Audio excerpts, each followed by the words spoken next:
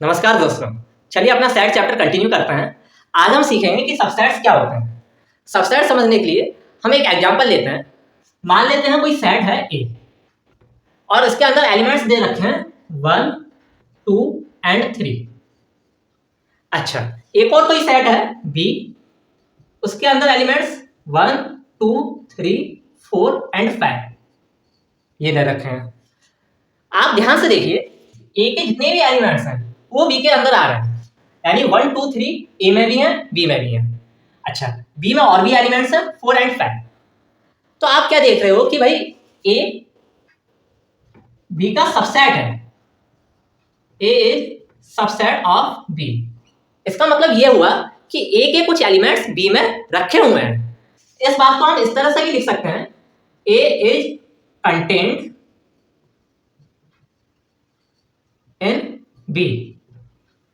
इसका वही मतलब निकल रहा है कि ए के सारे एलिमेंट्स बी में कंटेन है, बी में रखे हुए हैं। अच्छा, अब इस बात को हम सिंबॉलिकली कैसे लिख करके दिखाते हैं, ए सबसेट ऑफ बी। सबसेट के लिए हम ये सी जैसा सिंबल दिखा देता है, ये सबसेट का सिंबल होता है। तो अभी आपने क्या देखा, अभी आपने देखा कि ए के सारे एलिमेंट्स बी में रखे हुए थे, तो हमने ए को बी का सबसेट बता दिया, ए को बी का सबसेट बता दिया। इसी तरह से हम बी को ए का सुपरसेट कह सकते हैं, बी को ए का सुपरसेट कह सकते हैं, क्योंकि बी ए के सारे एलिमेंट्स को अपने अंदर रखता है।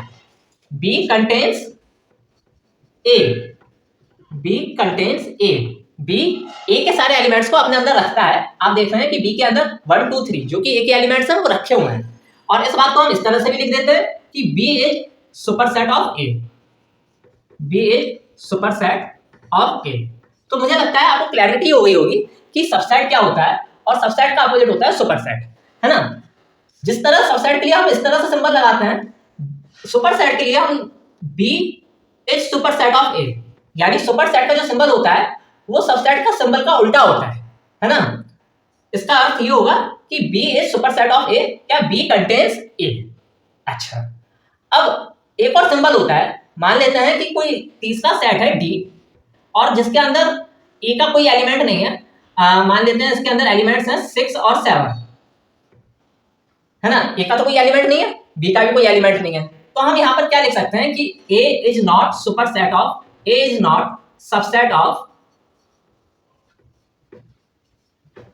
बी, सॉरी डी, यहाँ पे डी की बात चल रही है, A is not subset of D.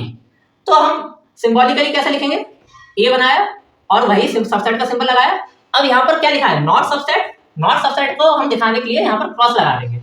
इसका अर्थ ये होगा कि A is not subset of D, है ना।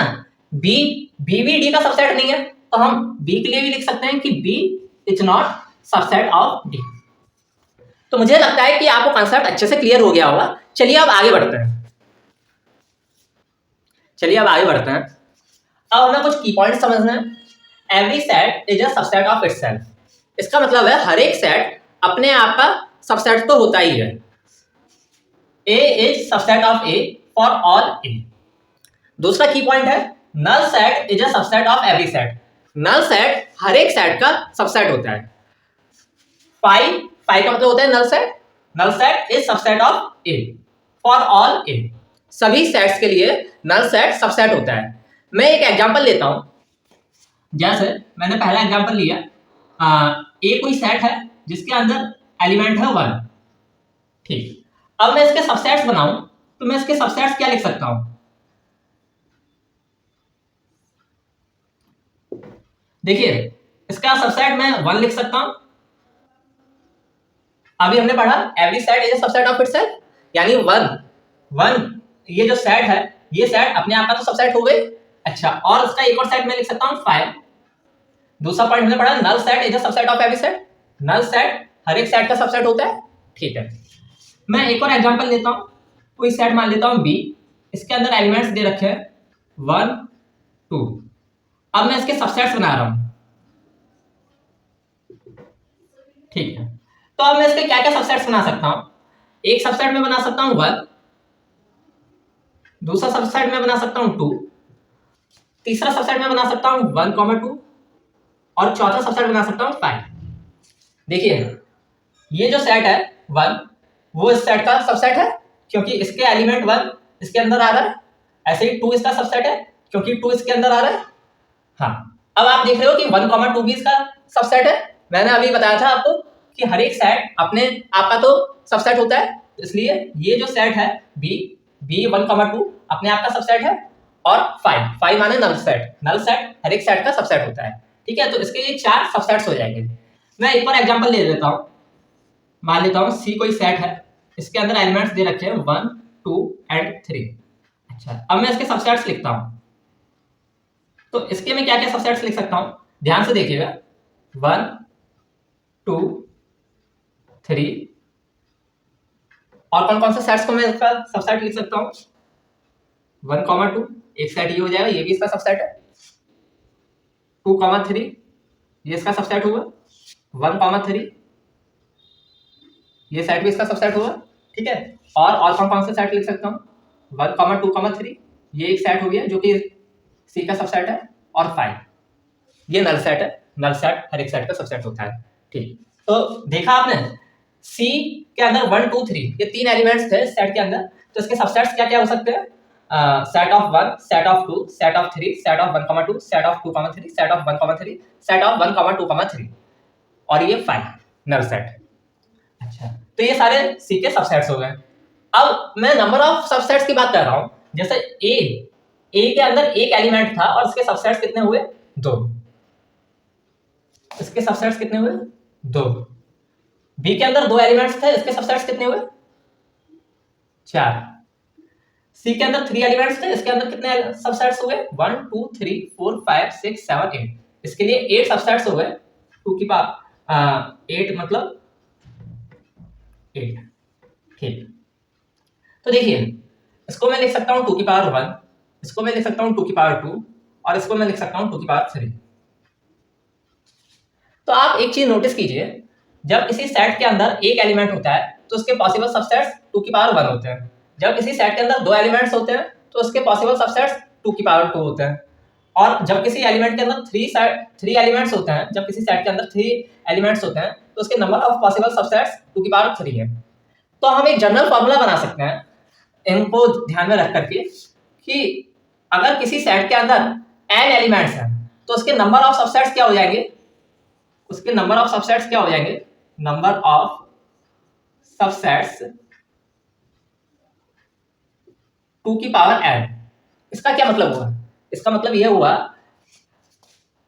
कि अगर किसी सेट के अंदर n एलिमेंट्स हैं, where n is number of elements, n क्या है यहाँ पर, नंबर ऑफ एलिमेंट्स। अगर किसी सेट के अंदर n एलिमेंट्स हैं तो उसके सबसेट्स कितने हो जाएंगे 2 की पावर n। जैसे कि अभी आपने देखा इसके अंदर 1 एलिमेंट है तो उसके सबसेट्स कितने निकले 2 की पावर 1 2। ये दोनों आप इसके सबसेट हो जाएंगे।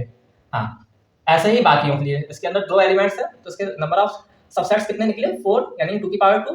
आप गिन लीजिए, इसका एक सेट हो जाएगा, एक सबसेट हो जाएगा 1, दूसरा सबसेट हो जाएगा 2, तीसरा सबसेट हो जाएगा 1, 2 और चौथा सबसेट हो जाएगा 5। ठीक है, इसी तरह से इसके लिए इसके अंदर 3 एलिमेंट्स हैं तो इसके सबसेट्स कितने हुए 2 की पावर 3 मतलब 8 है ना। तो इसके अंदर आप देख सकते हैं ये पॉसिबल सबसेट्स हैं 1, 2, 3, 1, 2, 2, 3, 1, 3, 1, 2, 3 एंड 5। ठीक है, चलिए अब आगे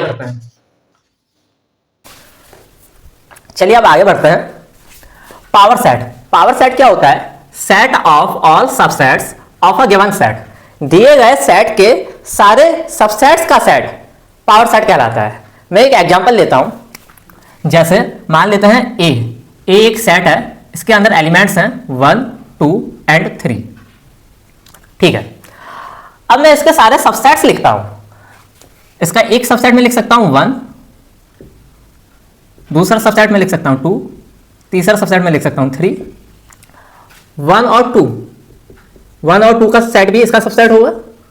2 और 3 का सेट इसका सबसेट होगा।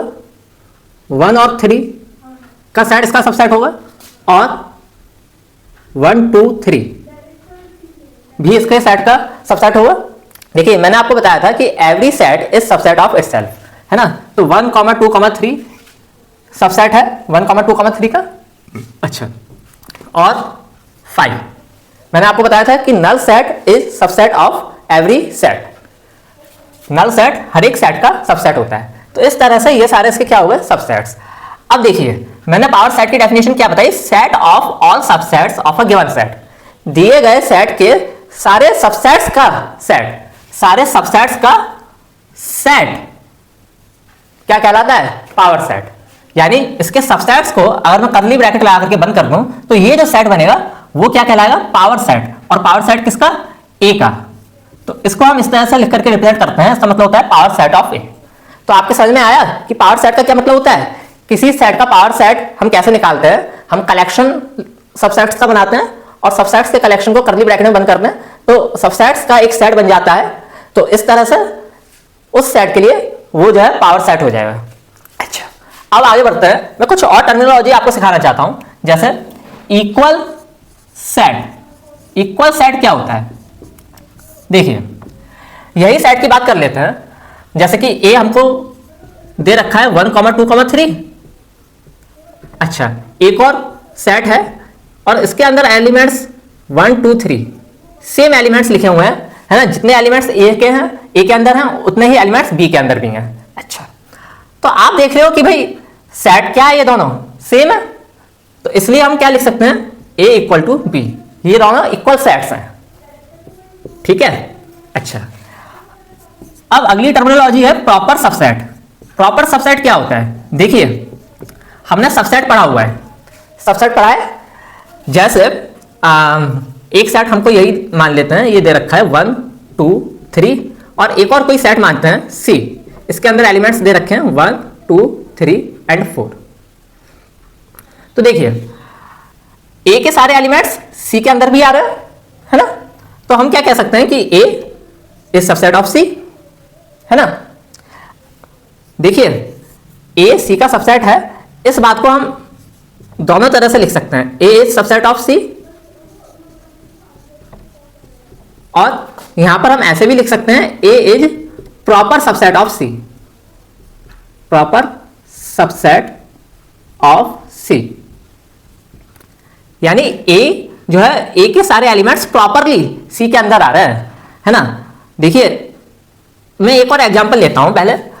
जैसे ए और बी के लिए बात करूं तो ए और बी भी तो एक दूसरे के सबसेट हैं। ए के सारे एलिमेंट्स बी के अंदर आ रहे हैं तो ए सबसेट ऑफ बी भी बोल सकते हैं, और बी के सारे एलिमेंट्स ए के अंदर आ रहे हैं तो बी सबसेट ऑफ ए भी बोल सकते हैं। यहां पर आप देख रहे हो कि सी इज सबसेट ऑफ ए नहीं कह सकते, है ना। ऐसा हम नहीं कह सकते सी इज नॉट सबसेट ऑफ ए। लेकिन यहां पर क्या है कि ए भी बी का सबसेट है और बी भी ए का सबसेट है, ठीक। तो ये जो ए है वो प्रॉपर सबसेट ऑफ बी नहीं कहलाएगा। यहां पर A is not proper subset of C. Proper subset of C नहीं है, इम्प्रॉपर सबसेट ऑफ सी है, सॉरी बी। ठीक है, ए यहां पर बी का प्रॉपर सबसेट नहीं हो पाएगा।